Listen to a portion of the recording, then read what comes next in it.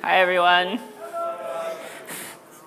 Okay, so we're going to get started here in a few seconds. How's everybody doing today?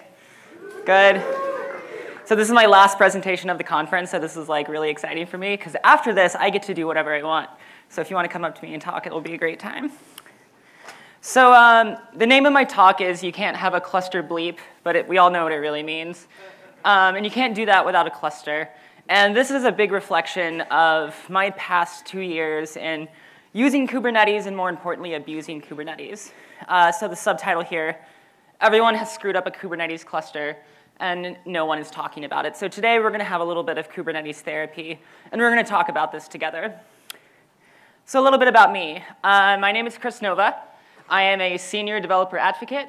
As of Tuesday, I work for VMware, but over the past year and change, I've been at a company here in Seattle called Heptio.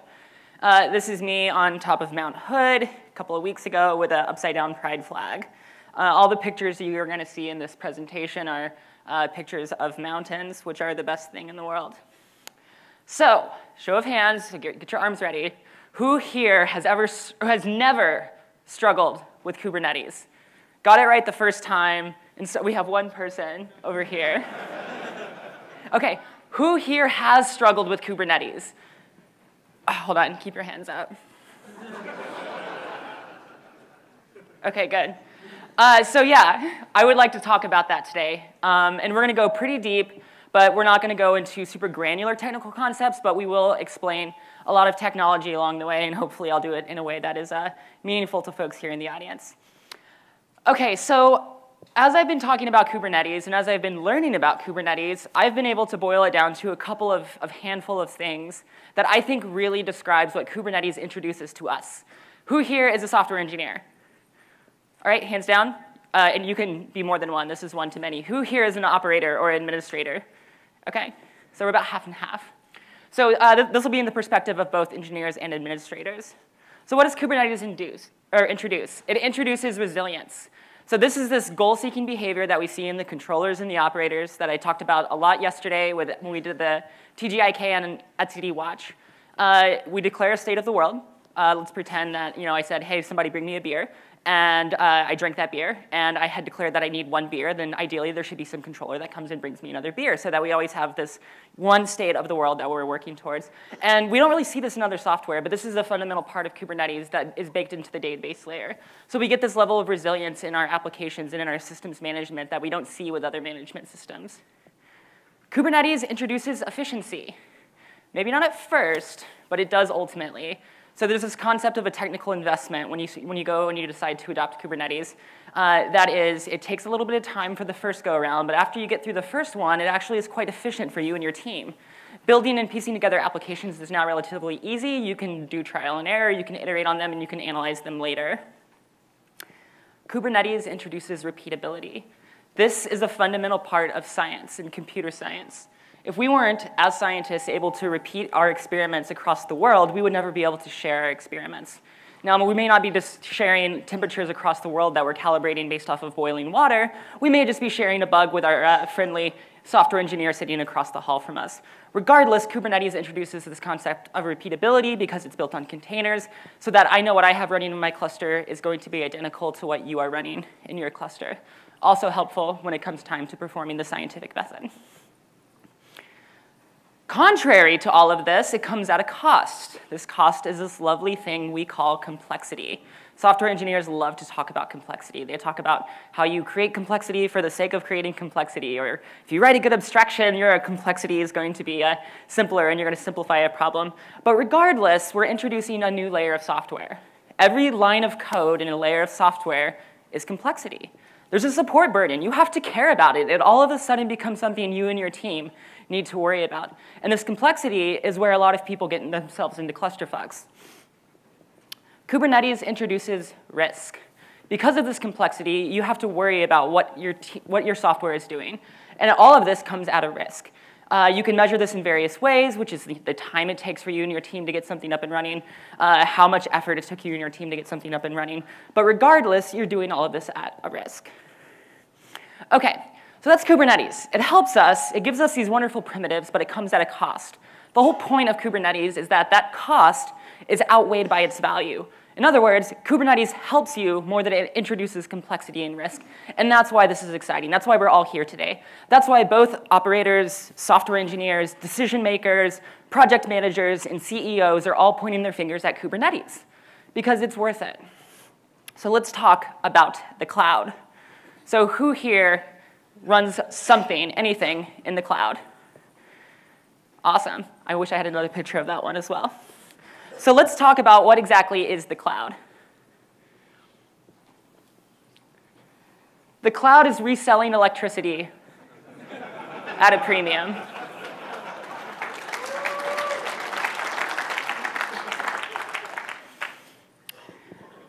Take your pictures, it's okay, I'll just stand here for a second. So if we look at the diagram here, and if you know me, you'll know that I used to be a data center technician. That's how I got started in my career. And I remember looking at floor plans for a data center and actually looking at it like it was a small factory. What are the inputs and outputs of a data center? Electricity comes in, money comes in, and small 5-volt signals and optical lights go out. And what happens in this data center is sort of this black box. It's sort of black magic. And this is what we call cloud today. And whatever you have running on this 120 and 220-volt hardware in the middle can create some sort of value for other people. And if you sell that as a service, you're effectively rebranding electricity. Somebody's tweeting about me right now. I'm going to turn this off. So anyway, this is cloud computing, but this is very important because this is more complexity that we have to worry about in Kubernetes, that Kubernetes is several layers above. Like, who here has ever wondered how much voltage is going over a Cat5e cable while it's plugged into a virtual machine, or a computer that's running virtual machines that's running Kubernetes? Wow, okay, we should talk later because I want to know your use case for that. Okay, so let's look at the stack of what happens in a data center. And this data center could be from a major cloud provider, or it could be a data center that you and your team are responsible for. So let's start in the bottom left, electricity. We just learned about that. Above this electricity is hardware. Above this piece of hardware, which of course could be servers, network infrastructure, routers, lights, if that's your thing, if you want a cool light up data center. But all of these things are going to run on electricity. Above that, we have the compute layer. Now, in some cases, if you're running bare metal, it's just a simple computer. It's literally just an operating system on some hardware. In other cases, in most cases, that's going to be another small complex layer, which is another piece of virtual hardware, or a virtual machine, with a virtual operating system running on top of a real machine running a real operating system. And that's where we get into VMs that we see and that we can buy today. On top of those VMs, we now have Kubernetes, this wonderful layer of software that I just got up here and done saying that it's going to introduce value, and that value is going to outweigh the cost. If we look at what Kubernetes is, it really solves 3 things for us. It breaks down defining our applications into 3 main buckets: compute, network, and storage. This is a fantastic, fantastic diagram, because what other software in the world is represented by 3 physical things? What other piece of software in the world can be represented by 3 things that are found at the bottom of the OSI reference model? Above Kubernetes, we have tools and add-ons. These are arbitrary things that make Kubernetes tick. DNS is a lovely example of this. And last but not least, at the very tippy top, your application with your oh-so-cherished main function that makes you and your company lots of money. So let's look at the things Kubernetes is capable of managing. So in this diagram, we took the stack as it was defined on the left, and we're going to look at all of the different things Kubernetes could potentially manage. Could Kubernetes manage electricity? Right now in the Cluster API project, one of the projects I co-founded with some friends from open source, we are looking at creating a bare metal implementation that is driven by the controller operator CRD model, meaning we would be able to bootstrap a machine in a data center using a controller that would be managed by Kubernetes. Furthermore, we can mutate and control hardware. Who here has created a load balancer with Kubernetes before? That's hardware, last I checked. We can create OS and virtualization layers as well. There's a tool called KubeVirt that allows you to literally create virtual machines with Kubernetes. What you don't see here is an arrow coming out of Kubernetes and pointing back at itself, and that's what Kubernetes is doing the entire time, is it's managing itself. Furthermore, it manages tools and add-ons on top of itself to keep itself healthy. And last but not least, it should ideally manage your application. Also, we're now learning about this new thing that Kubernetes can do when we start looking at how we solve this fractal problem of Kubernetes managing other Kubernetes. because Kubernetes is so flexible, you can run anything on it. So we can now start to create these even more complex topology diagrams of clusters managing applications in other clusters that are dependent on other clusters. And that becomes the new state of the world. So let's look at the Kubernetes internals. So on the left, we have the control plane, and on the right, we have a Kubernetes node. This is relatively simple. If you've ever looked at a Kubernetes diagram before, we've all seen this before. But what you don't see in a lot of Kubernetes diagrams is everything else. There we go. DNS is a great example. We do have to manage that in Kubernetes. Your cluster is really not going to work without it. CNI. Who here has ever had a cluster bleep because of CNI? A lot of people just, who here knew about CNI before that happened? Hardly anybody put their hand up. Okay. And then we have to look at the container runtime. Upgrading Docker in Kubernetes is not fun. Furthermore, there's this whole TLS configuration management system we have to concern ourselves with. Where's TLS going to come from? How do we cycle it? How do we know it's secure? How do we keep it out of the hands of malicious users? And all of that goes over the wire and talks in two ways to the kubelet API server, which most people don't know we have, or at least didn't know we have until the CVE last week. The kubelet running underneath that API server, CNI again manifesting itself on a node, the container runtime also relevant, and then another independent set of TLS on the node side as well. So this is everything I've talked about so far munged into one slide. And you can see at the top there's little old you and a giant API surface standing in the way of all this complexity that we just got done talking about. On the left is a stack, in the middle is some options, and over on the right is a detailed diagram of Kubernetes. Everybody good so far? Oh, also, by the way, containers don't really exist, if that previous diagram wasn't complex enough. So in this diagram, we sort of break down a container into its fundamental pieces. And you concern yourself with this not very often in Kubernetes, but it is an important part of what makes Kubernetes so repeatable. So really, it's just a simple process. It gets a PID like every other process. And because of these new kernel features, C groups and namespaces, we're able to sort of synthesize a machine around a container and create a synthetic file system. And basically, all we're doing is it's very similar to DNS man in the middle. We're just pretending to be something we're not. And as far as the process is concerned, that's the source of truth. And because of these new features in the kernel, we can sort of spoof that, if you will. So that's the main function that we've been talking about behind the scenes. So now let's take all of this and get it onto one slide. So this, you have to keep this whole diagram in your head whenever somebody says Kubernetes. If I walked up to you into the hall after this and said, OK, are you running Kubernetes? You should be like, oh, I have to remember all these things, CNI and TLS and certs and all these things that I have to concern myself with in order to run and manage Kubernetes. And then at the top, we have our lovely REST API. And then at the very tippy top, you, the client, the user, whatever's interacting with Kubernetes. OK, so who has questions? No, seriously, that's a lot there. And it takes a lot of folks a long time to get there. And I just summarized it here in a couple minutes. But it's probably a pretty personal journey for a lot of people to go through and learn these lessons and to kind of get bitten along the way and learn that they need to care about what a C group is and learn that they need to care about what CNI is and learn that they need to care about which cloud provider they're using. So we're going to look at some concrete examples of times where this complexity has gotten folks into trouble. And I wish I had more time because I have some really great ones. I have really good stories of people exposing Jupyter notebooks and getting attacked by Bitcoin miners. I have people who were able to actually use a Kubernetes cluster against itself and authenticate and then actually used the kubectl CLI tool inside of the cluster to hurt itself. So there's some really interesting attack vectors inside of Kubernetes. But we're going to look at times where somebody thought they did something innocent, and then it later turned out to cause catastrophic downstream incidents because of this layer of complexity. Who here would merge this pull request without thinking twice about it? Maybe 3 times. I would. I really would. I would look at this. I would see what it was for. I would say, OK, it's for a deployment. And I'm sure the software engineer included somewhere in here a reason why they wanted to bump these limits up a little bit. And this is a really great pull request from some friends of mine at Zalando. Who here is from Zalando? I want to give a big shout out to them. We have one person over here. So yeah, I jumped on the phone with them, and we went through this one, and this is the one that I picked as a great example of a time where this complexity can come back to hurt you in a seemingly innocent way. So this pull request is technically 3-line change, if you count the first line as a no-op, and it was merged. So let's look at what happened after this PR was merged. So the PR was merged. there was a CI/CD system in place that created a new container image for this new deployment. This is a piece that's not solved by Kubernetes. Who here has written some sort of tooling that will go and update a deployment after you merge? Who here wishes they didn't have to write that tooling? Okay. We should start a new project, right? Okay, so that was merged. A new container image was created. And then based on some tooling, the deployment was rescheduled. This seems pretty standard. After this happened, we brought some containers to life. They started being scheduled in Kubernetes, and they came up on nodes.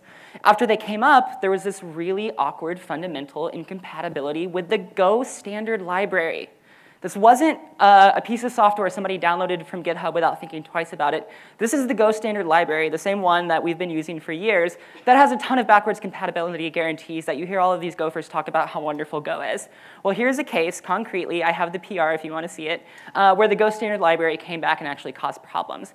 The container was unable to start, and ultimately it caused this really interesting problem. The container was running the authentication service for the entire system. So all of a sudden, the system was unable to authenticate with itself because the container wouldn't start.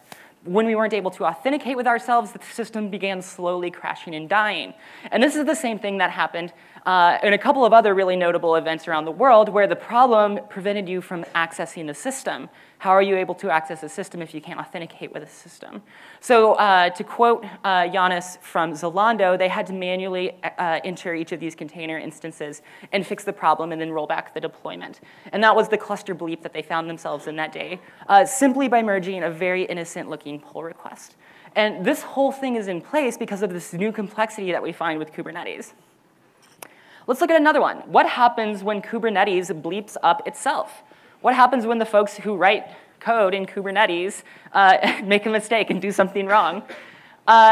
Oh, and I got my slides backwards. So the simple solution to that last one was hardening CI/CD and having some integration testing to validate that the container actually would have been what we were looking for, and it would have ran the authentication service. So now, what happens when Kubernetes bleeps up Kubernetes?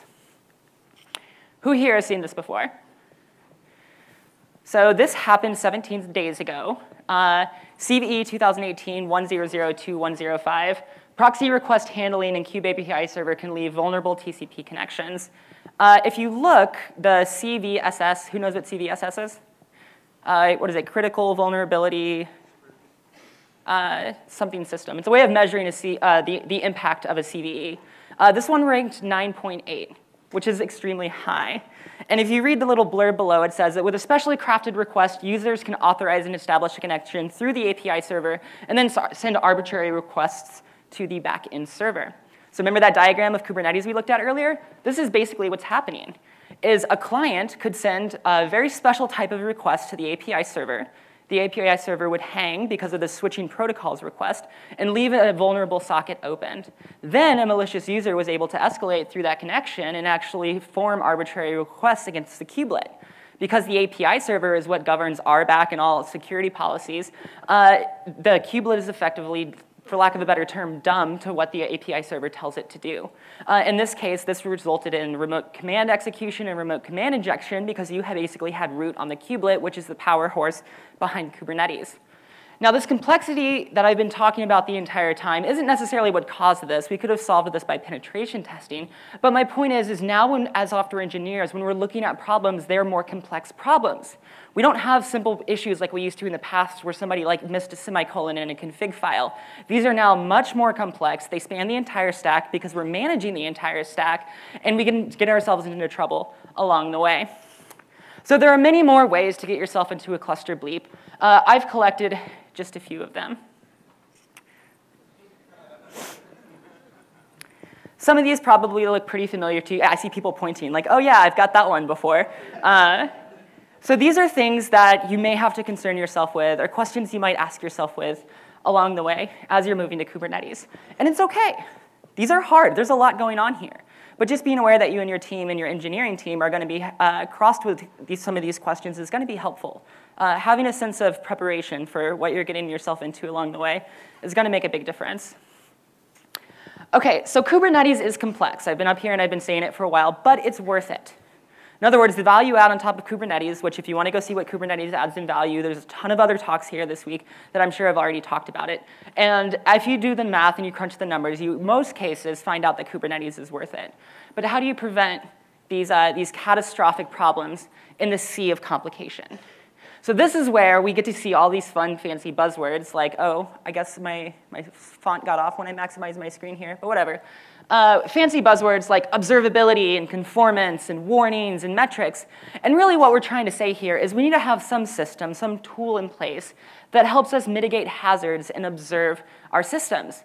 I'm a mountaineer, and basically mountaineering is this never-ending process of mitigating hazards and just being aware of the hazards around you. That awareness we call observability in computer science and in these systems. Furthermore, we need to learn how to manage our systems. We need to learn how to manage and measure what type of systems we have. If I go try to climb a mountain, there's going to be some metrics I'm going to care about. How much of it is glaciated? How tall is it? Do people die on it? Is it covered in ice? Is it a volcano that's about to erupt? In Kubernetes, we need to start figuring out these same questions and asking ourselves this about our systems so that you can easily and reliably translate this to another engineer. Furthermore, we need to learn how to build tools to gain confidence. That's all we want. At the end of the day, it doesn't matter how many observability tools you have, how many Prometheus clusters you have. All you really care about is, are you confident that you have awareness in your system? How you do that, it's a personal question. It's up to you and your team. But there are a lot of tools and things in place like conformance checkers, like observability, like compliance checkers, like reading various logs from Kubernetes that could introduce that confidence. And it's a never-ending journey of figuring out what those things are that you and your team care about that give you that confidence. A bank isn't going to have the same concerns as somebody running a video game company. There's just going to be fundamentally some differences that they care about. So it's okay if you get a little lost.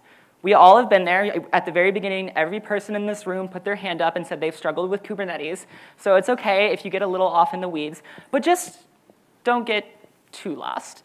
If you need help, that's why we're here. That's why I'm here. That's why the community's here. That's why all these open source projects are here. That's why the CNCF is here. So we're here to help and just be aware that we can work together as a team to solve these problems so that we don't get into any more cluster bleeps. So Kubernetes also brings hope. This hope of one day we'll kind of put an end to all of these concerns and all of this complexity we just looked at by working together. This is a new day of open source. We have companies together every week on SIG calls who in a previous life would have been competitors with each other, working together to solve these complicated problems that we now see. So in closing, Kubernetes is complex. This complexity can be chaos. It can be chaotic. Chaos can cause a lot of the problems we just seen. Being able to conquer this chaos is freedom. And conquering Kubernetes is worth it if you and your team decide to make that journey. And last but not least, nobody wants another cluster bleep. So let's start getting this stuff out there. Let's start writing blogs about how you've maybe goofed up, a lesson you learned, and let's start sharing and learning from each other like the good scientists that I know we all are. So thank you, everyone. I'll do Q&A now. But if you want to snap a photo, there's a link there. In case you're in a hurry, there's a survey, and you can ask me any question in the world, and I'll make you a personal guarantee that I'll get back to you. There's also links to the slide there as well if you want to grab a photo. And yeah, that's me, and this is my cluster bleep talk, so thanks for coming.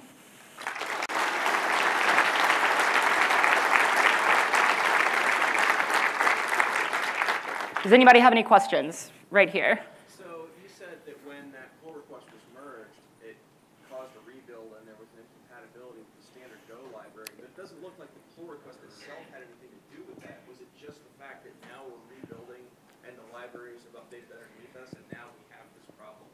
So the question was, it doesn't look like the PR had anything to do with updating Go, so why did we get into trouble? And how were we able to introduce this incompatibility in the Go library? Very simple answer, line 1 of the Docker file from Golang latest.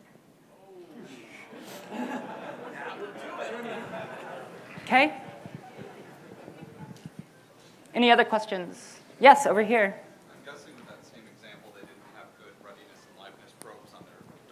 I'm not sure. I didn't go that deep into it, but I think they're here if you want to maybe meet with them and get a little more information. They did agree to share it publicly, so. Any other questions? Oh, in the back over here. Yeah, in your, I don't know about you, but I've dealt with it.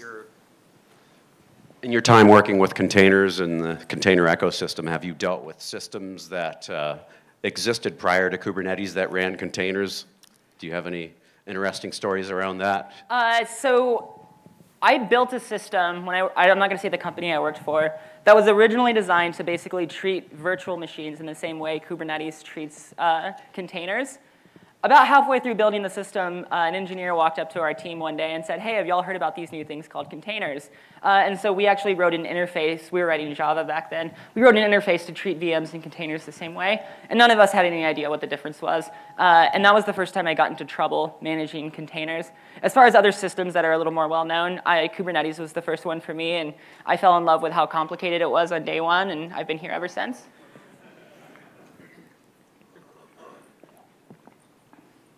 Any other questions? Wave your hand if you have it up. I don't see it. OK, thanks for coming, everyone.